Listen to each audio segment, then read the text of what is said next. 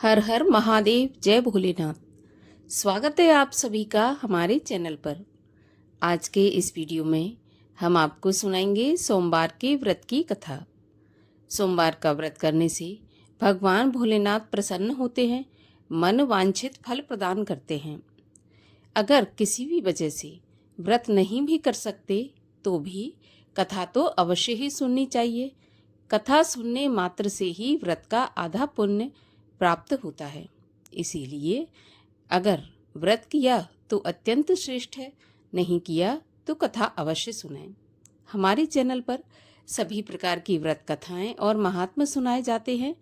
अगर अभी तक आपने चैनल को सब्सक्राइब नहीं किया है तो चैनल को सब्सक्राइब करके बेल आइकन पर क्लिक करें और आज की कथा अच्छी लगे तो एक लाइक अवश्य करें, क्योंकि आपके लाइक से ही हमें पता चलता है कि आपको हमारा वीडियो अच्छा लगा, तो लाइक तो अवश्य ही करें। तो चलिए अब सुनते हैं सोमवार के व्रत की कथा। एक नगर में एक बहुत धनवान साहूकार रहता था। उसके घर में धन की कमी नहीं थी, परंतु वह बहुत दुखी था क्योंकि उसके कोई पुत्र नहीं था। वह इसी चिंता में दिन रात दुखी रहा करता था।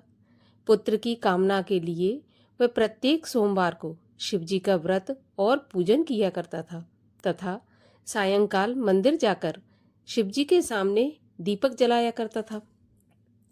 उसके इस भक्ति भाव को देखकर एक समय माता पार्वती ने भगवान शिव से कहा, महाराज, ये साहूकार आपका अनन्य भक्त है, सदैव आपका व्रत और पूजन बड़ी श्रद्धा से करता है। आपको इसकी मनोकामना अवश्य पूरी करनी चाहिए। शिवजी ने कहा, हे पार्वती, ये संसार कर्म क्षेत्र है। किसान खेत में जैसा बीज बोता है वैसी ही फसल काटता है। उसी तरह मनुष्य इस संसार में जैसा कर्म करते हैं वैसा ही फल भोगते हैं।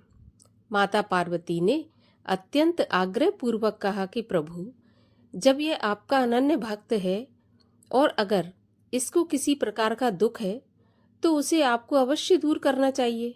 आप तो सदैव अपने भक्तों पर दयालु रहते हैं और उनके दुखों को दूर करते हैं। यदि आप ऐसा नहीं करेंगे तो मनुष्य आपका पूजन तथा व्रत क्यों करेंगे? माता पार्वती का ऐसा आग्रह देखकर भगवान शंकर कहने लगे, हे पार्वती, इसके कोई पुत्र नहीं है। इसी चिंता में यह बहुत दुखी रहता है। इसके भाग्य में पुत्र ना होने पर भी मैं इसको पुत्र प्राप्ति का वरदान देता हूँ, परंतु वह पुत्र केवल 12 वर्ष तक ही जीवित रहेगा। इसके पश्चात वह मृत्यु को प्राप्त हो जाएगा। इससे अधिक मैं इसके लिए कुछ नहीं कर सकता। माता पार्वती और भगवान शिव का ये वार्तालाप वह साहूकार सुन रहा था। इससे उसको ना तो प्रसन्नता हुई और ना ही दुख हुआ। वह पहले की तरह शिवजी का व्रत और पूजन करता रहा। कुछ समय के बाद साहूकार की स्त्री गर्भवती हुई और 9वें महीने उसके गर्भ से अति सुंदर पुत्र उत्पन्न हुआ। साहूकार के घर में बहुत खुशी मनाई गई, परंतु साहूकार तो ये जानता था कि उसकी केवल 12 वर्ष की ही आयु है, इसलिए उसने अधिक प्रसन्नता प्रकट नहीं की और न ही किसी को यह भेद बताया। जब वह बालक 11 वर्ष का हो गया तो बालक की माता ने उसके पिता से उसका विवाह करने के लिए कहा। साहूकार ने कहा, अभी मैं इसका विवाह नहीं करूंगा, मैं अपने पुत्र को काशी पढ़ने के लिए भेजूंगा। साहूकार ने बालक के मामा को बुलाकर उसको बहुत सा धन देकर कहा, तुम इस बालक को काशी पढ़ने के लिए ले जाओ और रास्ते में जिन जिन स्थानों से भी जाओ तो यज्ञ करते हुए, ब्राह्मणों को भोजन कराते हुए और दक्षिणा देते हुए जाना। अब दोनों मामा भांजे यज्ञ करते, ब्राह्मणों को भोजन कराते तथा दक्षिणा देते हुए काशी की ओर चल पड़े। रास्ते में एक शहर पड़ा। उस शहर में राजा की कन्या का विवाह था, परंतु जो राजकुमार विवाह करने के लिए आया था वह एक आंख से काना था। उसके पिता राजा को इस बात की चिंता थी कि कहीं राजकुमार को देखकर राजकुमारी या उसके माता पिता विवाह में किसी प्रकार की अड़चन पैदा न कर दें। जब उसने सेठ के अति सुंदर लड़के को देखा तो मन में विचार किया कि क्यों ना द्वाराचार के समय इस लड़के से वर का काम चलाया जाए। ऐसा मन में विचार कर उस राजकुमार के पिता ने उस लड़के और उसके मामा से बात की तो वे राजी हो गए। फिर उस साहूकार के लड़के को दूल्हे के कपड़े पहनाकर और घोड़ी पर बैठाकर कन्या के द्वार पर ले गए। सभी कार्य प्रसन्नता से पूर्ण हो गए। राजकुमार के पिता ने सोचा कि यदि विवाह भी इसी लड़के से करा लिया जाए तो बुराई क्या है। ऐसा विचार कर लड़के और उसके मामा ने कहा कि यदि आप फेरों और कन्यादान के काम को भी पूरा करा दें तो आपकी बड़ी कृपा होगी। मैं इसके बदले आपको बहुत सारा धन दूंगा। दोनों ने खुशी खुशी स्वीकार कर लिया। विवाह कार्य बहुत अच्छे से संपन्न हो गया। सेठ का पुत्र जिस समय जाने लगा तो उसने राजकुमारी की चुंदरी के पल्ले पर लिख दिया कि तुम्हारा विवाह मेरे साथ हुआ है, परंतु जिस राजकुमार के साथ तुम विदा होगी वह एक आंख से काना है और मैं काशी पढ़ने जा रहा हूँ।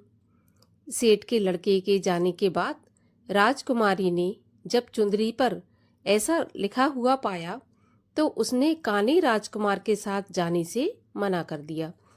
उसने अपने माता पिता को सारी बात बता दी और कहा कि यह मेरा पति नहीं है, मेरा विवाह इसके साथ नहीं हुआ और जिसके साथ मेरा विवाह हुआ है वह काशी पढ़ने चला गया। राजकुमारी के माता पिता ने अपनी कन्या को विदा नहीं किया और बारात वापस चली गई। उधर सेठ का लड़का और उसका मामा काशी पहुंच गए। वहां जाकर उन्होंने यज्ञ करना और लड़के ने पढ़ना शुरू कर दिया। जब लड़के की आयु 12 साल की हो गई उस दिन उन्होंने यज्ञ रच रखा था। लड़के ने अपने मामा से कहा कि मामा जी, आज मेरी तबीयत कुछ ठीक नहीं है। मामा ने कहा, अंदर जाकर सो जाओ। लड़का अंदर जाकर सो गया और थोड़ी देर में ही उसके प्राण निकल गए। जब उसके मामा ने आकर देखा कि उसका भांजा मरा पड़ा है तो उसको बहुत दुख हुआ। उसने सोचा कि अगर मैं अभी से रोना पीटना मचा दूंगा तो यज्ञ का कार्य अधूरा रह जाएगा। अतः उसने जल्दी से यज्ञ का कार्य समाप्त करवाकर ब्राह्मणों के जाने के बाद रोना पीटना शुरू कर दिया। संयोगवश उसी समय शिव पार्वती उधर से जा रहे थे। जब उन्होंने जोर जोर से रोने की आवाज सुनी तो पार्वती जी कहने लगी, प्रभु, कोई दुखिया रो रहा है, उसके कष्ट को दूर कीजिए। जब शिव पार्वती वहां पहुंचे तो उन्होंने पाया कि वहां एक लड़का मरा पड़ा है। माता पार्वती कहने लगी, महाराज, यह तो वही सेठ का लड़का है जो आपके वरदान से उत्पन्न हुआ था। शिवजी ने कहा, पार्वती, इसकी आयु इतनी ही थी और यह भोग चुका। तब पार्वती जी ने कहा, महाराज, इस बालक को कुछ और आयु दो, नहीं तो इसके माता पिता तड़प तड़प कर मर जाएंगे। माता पार्वती के बार बार आग्रह करने पर शिवजी ने उसको जीवन का वरदान दे दिया। शिवजी की कृपा से वह लड़का जीवित हो गया। शिवजी और पार्वती कैलाश पर्वत पर चले गए। शिक्षा पूरी होने पर वह लड़का और उसका मामा उसी प्रकार यज्ञ करते हुए, ब्राह्मणों को भोजन कराते हुए और दक्षिणा देते हुए अपने घर की ओर चल पड़े। रास्ते में उसी शहर में आए जहां उस लड़के का वहां की राजकुमारी के साथ विवाह हुआ था। वहां आकर उन्होंने यज्ञ आरंभ कर दिया। उस लड़के के ससुर वहां के राजा ने उसको पहचान लिया और महल में ले जाकर उसकी बहुत आवभगत की। फिर बहुत से दास दासियों सहित आदरपूर्वक अपनी राजकुमारी और जमाई राजा को विदा कर दिया। जब वे अपने शहर के निकट आए तो मामा ने कहा कि मैं पहले तुम्हारे घर जाकर तुम्हारे माता पिता को खबर कर आता हूँ। जब उस लड़के का मामा घर पहुंचा तो उसने देखा कि लड़के के माता पिता घर की छत पर बैठे थे। उन्होंने प्रण करके रखा था कि यदि हमारा पुत्र कुशलता के साथ वापस आ गया तो हम राजी खुशी नीचे आ जाएंगे, नहीं तो छत से कूदकर अपने प्राण दे देंगे। उस लड़के के मामा ने आकर जब यह समाचार दिया कि आपका पुत्र आ गया है तो उनको विश्वास नहीं हुआ। तब मामा ने शपथ पूर्वक कहा कि आपका पुत्र अपनी पत्नी और बहुत सारा धन साथ लेकर आया है। तो सेठ को बहुत प्रसन्नता हुई। सेठ सेठानी आनंद पूर्वक नीचे आए। बाहर आकर उन्होंने अपने पुत्र तथा उसकी पत्नी का भरपूर स्वागत किया। सभी प्रसन्नता के साथ रहने लगे। जो भक्त सोमवार के व्रत को धारण करता है अथवा इस कथा को पढ़ता या सुनता है, उसके सब दुख दूर होकर उसकी समस्त मनोकामनाएं पूरी होती हैं और इस लोक में नाना प्रकार के सुख भोग कर अंत में सदाशिव के लोक को प्राप्त होता है। भगवान शिव की आरती। ओम जय शिव ओमकारा, स्वामी हर शिव ओमकारा, ब्रह्मा विष्णु सदा शिव अर्धांगी धारा। ओम हर हर हर महादेव। एकानन चतुरानन पंचानन राजे, हंसासन गरुणासन वृषवाहन साजे। ओम हर हर हर महादेव।